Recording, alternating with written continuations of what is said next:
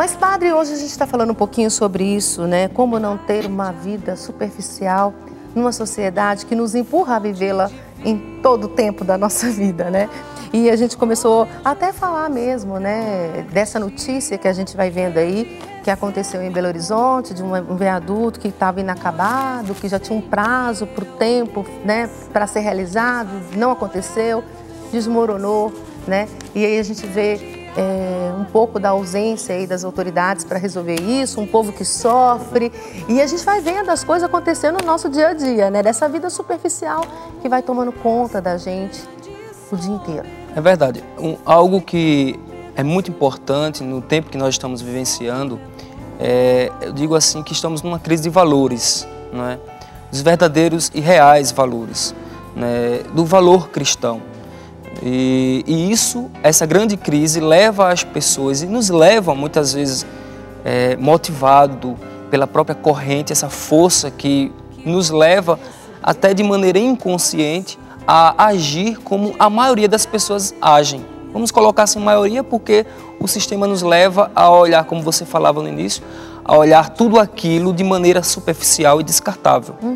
Até mesmo aquilo que é tão valoroso para nós. Né? Aquilo que de fato tem, porque existe essa grande crise do verdadeiro valor. Né? Estávamos até comentando antes, né, das realidades dos santos. Né? Dos santos que encontram o verdadeiro valor nas pessoas e nas coisas e consegue dividir e consegue, podemos assim, separar aquilo que realmente é essencial e aquilo que não é essencial para a nossa vida. O que nós mais percebemos hoje?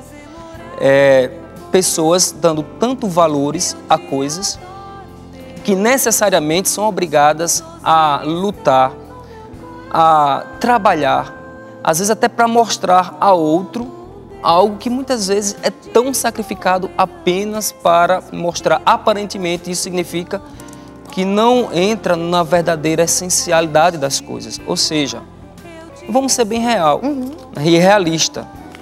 Nós vemos tantas pessoas que se sacrificam de verdade. Se sacrificam para quê? Para mostrar a outro que tem algo que é superficial. É muito o ter e não o ser, seria isso? Exatamente. Eu acho que a gente vive um pouquinho dessa realidade hoje, né? Exatamente. A gente sempre ouviu assim, olha, e é aquilo que a gente falava no início do programa, que o Santo Padre, o Papa, nos convida, o Papa Francisco está aí nesse apelo forte, né? Da gente ir ao encontro do outro e das suas necessidades. Mas muitas vezes o que a gente vê é tipo assim, olha, viva a sua vida, né? Esquece o outro, você que tem que estar bem, é sua alegria que basta, é ter as coisas, ter o seu bel prazer para se satisfazer. Se der, eu ajudo o outro, né? É um pouco disso que a gente vai vendo, assim, fazendo essa leitura hoje no mundo atual, não é isso? É verdade. E é muito importante o que o Papa sempre fala, de ir ao encontro do outro, a cultura do encontro. Mas eu digo para você para você que nos escuta, eu só posso realmente ir ao encontro do outro se eu primeiro também ir ao encontro de mim mesmo. E talvez é isso que esteja faltando. O que significa, por que é que nós entramos muitas vezes nesse mundo tão pequeno nosso, tão egoísta, né, tão cheio de materialista, cheio de si? Porque, na verdade, nós não estamos entrando na profundidade dos nossos reais valores. O que é que eu sou de verdade? Quando eu não sei quem eu sou, quando eu perco a minha identidade, vamos colocar aqui, na visão cristã, quando eu perco a minha identidade de filho de Deus, jamais eu vou conseguir enxergar o outro também como filho de Deus. Porque nem eu estou me vendo como filho de Deus.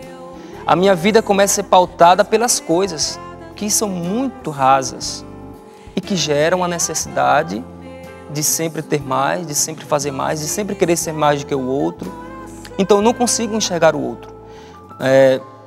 O evangelho de ontem, né, podemos até relembrar, né, daquele homem que encontra um tesouro que estava no campo, vende todas as coisas, ou seja, abriu mão daquilo que ele tinha para o tesouro que para ele era mais importante. Claro, é uma parábola, mas aqui podemos entender o contexto real, que nós precisamos abrir mão daquilo que não me leva para Deus para encontrar verdadeiramente como real valor. Temos que deixar tantas realidades Eu posso dar um exemplo para você disso também, do que Deus começa a fazer na nossa vida, na sua vida, que deixou tantas coisas para servir a Deus. Daquilo que nós somos obrigados, pela nossa experiência de fé, a encontrar o real valor. Eu me lembro que, até eu falei com você, quando eu tinha 19 anos de idade, na minha cidade, pequeno interior de Ferreiros, e motivado pela minha família, e eu entrei na política. Eu quis ser vereador. E, de fato, eu me candidatei e sempre gosto de brincar. Eu não sei como as pessoas votaram em mim, mas eu fui eleito. Mas era importante não que a política não me desse essa possibilidade de ir ao encontro do outro, porque justamente as autoridades políticas têm que fazer isso, ajudar dentro da sua realidade enquanto função e missão. Mas só que eu precisava encontrar em mim, e que já estava dentro de mim, o real valor para a minha vida, ou seja, a minha vocação. Deus na minha vida primeiro. Claro, eu deixei as coisas, não estou dizendo que isso é a realidade de todo mundo, mas às vezes você está vivendo uma missão na sua realidade, dentro da sua casa, dentro do seu trabalho, mas você está perdendo de vista aquilo que realmente é valoroso para você. Então, uma coisa eu quero até falar também e lembrar, que eu li a semana passada, era de um professor de filosofia, e ele colocava em paralelo o afeto versus o materialismo. E ele, no comentário dele, achei muito interessante, ele disse que todas as pessoas materialistas em si mesma é porque dentro dela existe uma grande necessidade de afeto que não teve. E começa a sua compensação nas coisas, que de verdade ela não vai superar. Porque é algo que precisa de uma cura, cura interior, para ela realmente se preencher, para que ela não possa buscar em coisas. Isso é interessante mesmo, Wallace? É isso mesmo, disse. É interessante colocar, padre, que o consumismo tem provocado eu acho que tem uma parcela de culpa nessa solidão, principalmente a solidão que gera a síndrome do pânico, padre? Tanta gente sofrendo de síndrome do pânico, tanta gente se perdendo no consumismo porque não consegue alcançar as mesmas coisas que as outras pessoas conseguem. E interessante, a gente vai apresentar um VT para você que está em casa assistindo, e para nós aqui também, que fala do resultado que nos últimos meses, mais da metade das pessoas, dos brasileiros, conseguiu comprar alguma coisa só por impulso. Quer dizer, isso mostra o quanto o consumismo tem crescido entre as pessoas. Por conta desse consumismo, padre? Por conta desse impulso, as pessoas acabam tendo até que trabalhar mais, padre?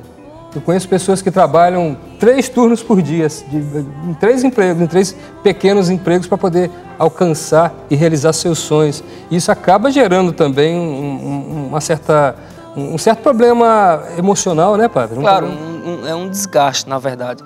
Porque imagina só, nós passarmos o tempo todo trabalhando somente pelas coisas, E a gente vê que isso acontece muito. O que nós precisamos, primeiramente, é nos libertar. Perceber que nem tudo é necessário. Nós precisamos entender o que é preciso, o que é necessário. E tem muitas coisas que eu posso e podemos muito bem viver sem muitas coisas. Infelizmente, quando a pessoa ela se torna escrava, ela se torna escrava dessa necessidade de estar comprando. Tem pessoas que eu já atendi várias vezes, pessoas que entram numa escravidão e que não conseguem se libertar, e que vai criando dívidas e mais dívidas e mais dívidas, não conseguem sair das dívidas, ficam sufocadas, fazem empréstimos e mais empréstimos, aí envolve família, envolve o outro que quer ajudar, o outro não pode também ajudar muito, porque também é tudo contado, é tudo medido, e realmente, e ficam numa situação tão difícil, Essas pessoas, eu vejo diante do que nós estamos conversando, e todos que estão nos ouvindo agora, nos assistindo, realmente nós precisamos primeiro ter essa consciência. Claro, unir a nossa vontade com a graça de Deus, que Ele vem ao nosso auxílio quando a gente também se dispõe, para poder controlar os nossos impulsos daquilo que não é necessário. Por exemplo, você pode muito... Eu já fui ao shopping sem precisar de comprar nada, mas tem gente que se vai ao shopping tem que comprar alguma coisa. Faça a experiência de realmente ir para algum lugar e não necessariamente ter que comprar, e saber entender que prioridade e as coisas, no que se fala a nossa vida financeira, na nossa sustentabilidade, temos que primeiro priorizar aquilo que é necessário para nós. Uma vida digna, uma vida boa, de boa alimentação, uma boa saúde. Isso são os essenciais, mas tem pessoas que infelizmente estão deixando de fazer aquilo que é necessário para ir ao encontro de algo que é desnecessário, unicamente porque a pessoa às vezes ela se sente necessidade de se sentir valorizada, e aí está o grande problema, que os valores realmente estão invertidos, aí tem que comprar alguma coisa para mostrar ao outro que tem, se sacrificando interiormente, moralmente falando, se endividando, né? E isso não é de Deus, isso não é de Deus. Então nós temos que ter essa consciência, né? E é preciso se libertar. É porque quando a gente cai numa situação dessa, a gente também acaba, né, vivendo essa superficialidade, não é? Porque é totalmente superficial você viver uma vida que você quer vivê-la por causa do outro, com o que o outro pensa. Se o outro tem, eu preciso ter melhor, para ficar provando isso o resto da vida. Ninguém precisa provar nada para ninguém. Esse é o primeiro ponto, né? E segundo também, a gente tem que pensar naquilo que o senhor falava, né? Quais são as minhas prioridades? O que é mais importante nessa vida para mim, não é? Deus em primeiro lugar, minha família. A gente tem, porque se a gente cai em situações como essa, perde muita coisa, né? Perde a família. E a gente vê hoje também isso, né? A superficialidade que há nas nossas próprias casas. Eu fiquei impressionada um dia que eu estava visitando uma família, o filho conversando com o pai na sala ali com a gente, e o filho conversando com o pai do computador do quarto. E toda hora ele parava e eu dizia, não, fica à vontade. Eu falei, não, é meu filho que está aqui. Eu falei, essa coisa com seu filho. Estava na mesma casa. Na mesma casa. Então a gente vai vendo isso acontecendo também no nosso dia a dia. Parece que a gente vive um mundo assim virtual, tá? Virtual, de poucas palavras, de não ter esse contato, porque às vezes quando você tem um contato, você tem que, né, ser exigente ali, a pessoa, e você se relaciona, né? E parece que o mundo virtual também vai te ajudando nesse sentido, né? São poucas palavras e resolve as coisas. Isso também tem dificultado bastante. Demais. E o mundo virtual, de certa forma, ele me impede de ir ao encontro do outro, e por conta disso nós percebemos que as relações hoje elas são mais fracas, fragilizadas. Não existe uma relação profunda entre as pessoas. Geralmente o que a gente faz, o que a gente realiza com as coisas, a gente está transportando também para a vida das pessoas. Hoje, como eu disse no início do programa, você tem um carro, mas lançou outro que tem isso ou aquilo, você quer trocar por aquele. E aí você tem outro carro e aí é a mesma coisa, né? Você faz isso com as coisas e de repente você começa a transportar isso também para as pessoas. Ah, essa não me serve, não quero, né? Ou você aluga o coração da pessoa por um tempo e aí, não, já não quero mais. Então, esse é o cuidado que nós precisamos tomar no nosso dia a dia. Por isso, a gente trouxe esse assunto aqui para dentro do estúdio para chamar a nossa atenção, a minha também, em primeiro lugar, né? Como eu estou vivendo a minha vida, como não ter uma vida superficial nessa sociedade que nos empurra a vivê-la a cada segundo, Wallace. Verdade. Sabe o que acontece? Enquanto vocês estavam conversando, falando sobre isso, eu estava lembrando um pouco da minha história, né? Eu sou filho de sapateiro. Meu pai morreu, eu tinha 12 anos. Então, naquela época, o sapato era também uma forma de amizade. Você ia procurar o sapateiro. Meu pai tinha muitos amigos, pessoas que iam sempre lá para reformar o sapato, para dar uma levantada na moral do sapato, né? Fazer um sapato novo. E isso criava relacionamentos que não se perdiam, criavam laços de amizade. Tanto que no enterro do meu pai, eu lembro de vários amigos que eu presenciava ali no balcão no dia a dia com ele, ali junto, chorando junto com a gente, né? E hoje, o que acontece? Hoje, eu me lembrava do Papa Francisco falando da cultura do descartável, né? A gente descarta pessoas, a gente descarta matéria. Hoje você não reforma mais um sapato, você não reforma mais uma cama que quebra, você não reforma mais nada. E aí, o que acontece? A gente acaba perdendo a oportunidade de criar novos laços. Um carpinteiro que vai na sua casa ajeitar sua cama, um sapateiro que melhora ali seu sapato, troca um solado, troca um salto. Isso está se perdendo, né, padre? É verdade, porque até mesmo as coisas hoje elas são feitas de descartável, para ser descartável. Você compra e já quebra no estômago. As coisas, justamente porque a cultura já nos leva para isso. E você vai perdendo a cultura de reformar aquilo que é material e aí acaba também descartando aquilo que é humano. As pessoas, os amigos vão ficando, vão passando e você nunca mais volta àqueles amigos, nunca mais procura saber como ele está, só porque você mudou de cidade. Aí está a importância da alta tecnologia, né? Eu vejo assim, se você hoje tem a facilidade de falar com o mundo, um amigo que de repente está lá do outro lado do mundo, você vai conseguir falar com ele, saber como é que ele está. Mas cadê que a gente quer tempo para isso? Cadê que a gente se preocupa mais com isso, né? Eu acho que é mais ou menos por aí. E a gente trouxe aqui, padre, algumas coisas que vão nos ajudar nesse debate. Por exemplo, as redes sociais provocam sérios ressentimentos ou inveja em cerca de 1/3 dos usuários, revela uma pesquisa da Universidade da Alemanha, que desenvolveram um estudo com 600 pessoas, intitulado Inveja no Facebook, uma ameaça oculta à satisfação da vida dos usuários. Ou seja, é uma pergunta, na verdade. Isso é uma ameaça oculta à vida dos usuários? Os pesquisadores chegaram à conclusão de que o Facebook provoca sérios ressentimentos ou inveja em cerca de 1/3 dos usuários. É muita coisa, né, padre? Nossa, é interessante, né? É muita coisa. Aí a gente tem também aqui, testemunhar as férias, a vida amorosa, o sucesso profissional dos amigos no Facebook pode provocar inveja e causar sentimentos de infelicidade e solidão. Os pesquisadores da universidade descobriram que fotos de férias eram a maior causa de ressentimentos. Mais da metade dos pesquisados revelaram que sentiram inveja provocada por imagens de viagens postadas no Facebook. Olha isso. Ou seja, né, a gente acaba, deveria ser o contrário, se alegrar com o outro que conseguiu, que viajou, que passeou. A gente fica ressentido. Porque a gente não consegue alcançar o mesmo patamar. Ou a gente não consegue sentir a felicidade mais do outro, porque eu não consigo ter igual. Que incrível, né, gente? Que mundo é esse?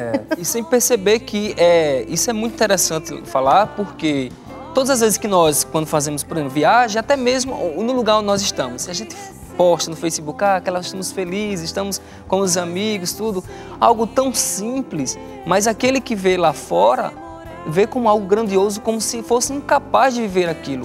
Por que não? Você não pode, por exemplo, um dia de domingo como ontem, você no início já falava do programa, quem realmente viveu bem com a família, está com a família, postar uma foto em família e dizer, estivemos juntos. É que às vezes a gente dá muitos, assim, tem sonhos que são possíveis de ser realizados, tem outros que não. De repente você tem um sonho de ir para Miami, você talvez não tenha condições financeiras para isso, né? Eu acho que muita gente sonharia em ir para um lugar como esse, mas de repente você pode ir para uma casa de um amigo, numa cidade próxima e conviver e ser tão feliz ou mais, né, de quem foi para um lugar como sonho grandioso como esse para muitas pessoas. Verdade. Porque a qualidade, ela está no ser. É a qualidade do ser, do viver a interioridade das coisas, do ambiente que eu estou. Não daquilo que está ao meu alcance. O de ter, para mostrar para o outro que eu posso. Exatamente. Eu acho que falta um pouco também daquela cultura de se espelhar um pouco na Sagrada Família, né? Viver o simples, né? E a gente às vezes quer muito. E aí a pesquisa segue, padre. Olha, ela diz assim, ó, 1 em cada 3 pessoas sente-se pior depois de visitar redes sociais, mostra esse relatório. Os pesquisadores descobriram que uma em cada 3 pessoas sentiu-se pior e mais insatisfeita com a própria vida depois de visitar o site, enquanto as pessoas que passearam por lá sem contribuir foram as mais afetadas. Ou seja, para elas, as piores relações partem de usuários que entram na rede passivamente sem interagir com ninguém.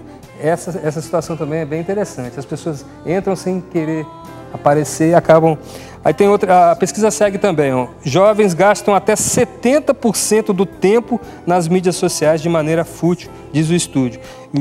Os estudos indicam também que os jovens gastam até 70% do seu tempo nas mídias sociais, entretenimento e jogos. Todo esse tempo gasto de uma maneira fútil, sem nenhuma utilidade para a sua vida. Ou seja, a gente vê tanto jovem hoje que não faz mais aquilo que a gente fazia, né, padre? jogar um futebol, jogar uma bola de gude, soltar uma pipa, né? Hoje se fica muito eu estava observando, padre, tem jovem que hoje a estrutura óssea e física dele é bem mais atrofiada do que da minha época. Na minha época tinha a molecada com a perna mais grossa, com os braços mais fortes. Por quê? Porque jogava bola, porque subia em árvore, porque fazia um monte de coisa que hoje a gente não vê fazer, né, padre? É verdade. E isso que você está falando é muito importante também na pesquisa, porque a futilidade é algo que realmente me impede de ver aquilo que é importante para mim. Perder tempo, e muito tempo, com coisas que não vai acrescentar em nada na minha vida, que nada vai acrescentar na minha vida, nós temos que ter essa consciência. Verdade. É tanto tempo perdido, né? Bacana. Aí, finalizando aqui a pesquisa, ela mostra também que uma outra descoberta foi que pessoas com 30 e poucos anos eram mais propensas a invejar a felicidade familiar, enquanto as mulheres eram as mais propensas a invejar a atratividade física. Esses sentimentos de inveja fizeram alguns usuários se vangloriarem mais sobre suas conquistas pelo Facebook para aparecer sob uma luz melhor, ou seja, usando a ferramenta para se vangloriar, né? Tem que estar sempre preparado para ter essa consciência daquilo que nós estamos vivenciando, daquilo que a gente está vivendo, daquilo que eu estou adquirindo para mim, para não perder tempo com as coisas fúteis da vida.